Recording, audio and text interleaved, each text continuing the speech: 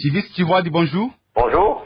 C'est vendredi 3 mai, c'est la journée internationale de la liberté de la presse. Dites-nous, y a-t-il oui ou non liberté de la presse en République démocratique du Congo? Eh bien, nous n'avons jamais dit qu'il n'y a pas de liberté de la presse. Ce que nous disons et ce que nous dénonçons, c'est les violations répétées contre une liberté qui est reconnue, qui est garantie par la Constitution.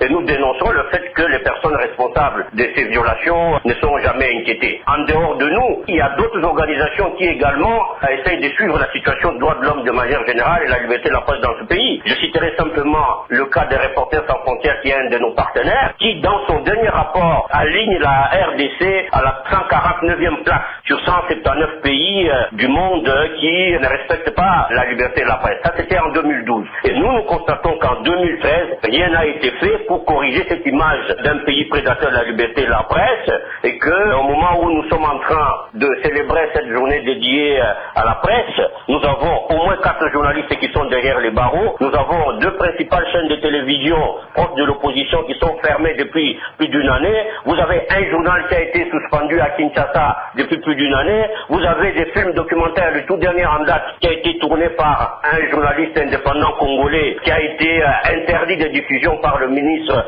de la Communication. Je crois qu'il n'en faut pas plus pour que chacun puisse se faire une idée sur la situation de la liberté de la presse et d'expression dans notre pays, et que chacun puisse en tirer les conclusions qu'il veut. Parce que vous avez évoqué les cas des 4 journalistes éditeurs qui sont aux arrêts, mais ils sont aux arrêts pour tentative d'escroquerie du président de l'Assemblée nationale. Ces journalistes usent du chantage pour soutirer de l'argent à des autorités. Vous les soutenez aussi dans cette démarche?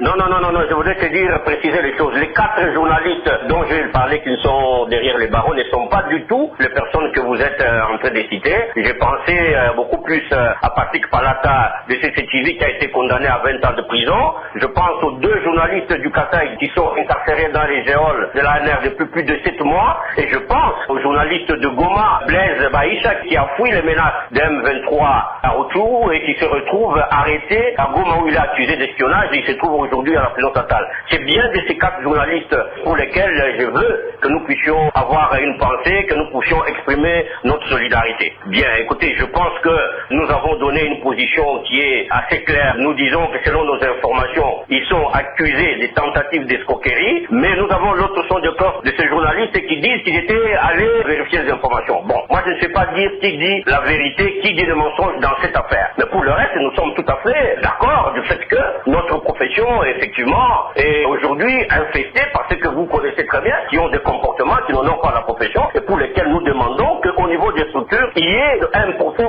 assainissement du secteur pour pouvoir les débarrasser justement de ces médias candeurs boiteux et de ces journalistes moutons noirs qui justement pilulent et polluent évidemment le secteur. Donc JED n'est pas du tout satisfaite du travail fait par les journalistes congolais au regard de la déontologie et de l'éthique? Écoutez, il y a à boire et à manger dans cette presse. Vous savez, nous avons des centaines de titres, je vais aussi bien au niveau de la presse écrite qu'au niveau de l'audiovisuel. Aujourd'hui, nous disons, le problème de la liberté de la presse ne se pose pas seulement en termes d'atteintes qui sont portées contre des journalistes, ça se situe aussi au niveau du contenu des médias, le contenu des informations qui sont diffusées par les médias. Je crois que tout le monde sait très bien que aujourd'hui, nous avons une presse qui est majoritairement une presse partisane, mais cela a un impact tout à fait négatif sur le contenu des informations qui diffusent et sur la crédibilité que les médias aujourd'hui dans l'opinion. Je pense qu'il y a là un travail à faire, il y a une prise de conscience pour les journalistes eux-mêmes qui doivent se remettre aussi aujourd'hui en cause pour savoir en fait quel doit être le rôle et la responsabilité des médias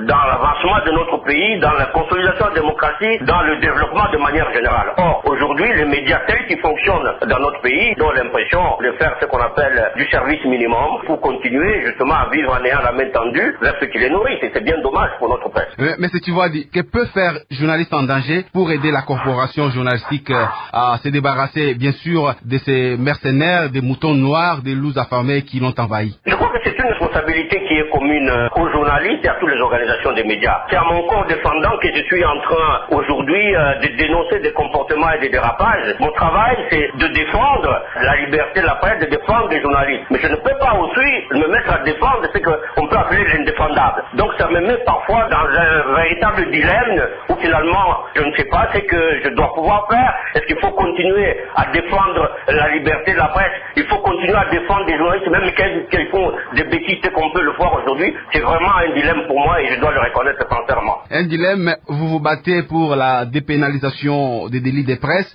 Pensez-vous que telle démarche puisse aboutir en faveur des personnes qui exercent un métier dont elles ignorent et enfreignent délibérément la déontologie et l'éthique? D'abord, je dois préciser une chose. La dépénalisation de la presse pour laquelle nous nous battons et dont nous avons fait notre cheval de bataille n'est pas un cadeau de presse. Nous ne sommes pas en train de mendier cela. Ce n'est pas une faveur qu'on donnerait aux journalistes pour bonne conduite. Nous simplement, nous disons, il s'agit d'une exigence de la démocratie dans un pays normal, dans un pays démocratique et de droit. On ne peut pas envoyer un journaliste en prison parce qu'il a dit, parce qu'il a écrit des choses. Nous estimons que quand un journaliste a commis une faute dans le cadre de son travail, on peut le sanctionner autrement que par des peines privatives de liberté. Parce que l'expérience nous a démontré qu'il faut qu'on arrête un journaliste poursuivi pour des délits tels que la diffamation et l'imputation dommageable. Ce n'est pas parce que le journaliste a commis une faute ou qu'il a donné une fausse information, généralement parce qu'il a donné une information qui dérange, et la meilleure façon de le faire taire, c'est de prendre le mettre en prison. Donc nous estimons qu'à ce niveau-là, la peine de prison n'est pas tout à fait une peine appropriée. Au contraire, ça permet à des journalistes qui n'en valent pas la peine de devenir un peu des héros et des martyrs. Nous disons,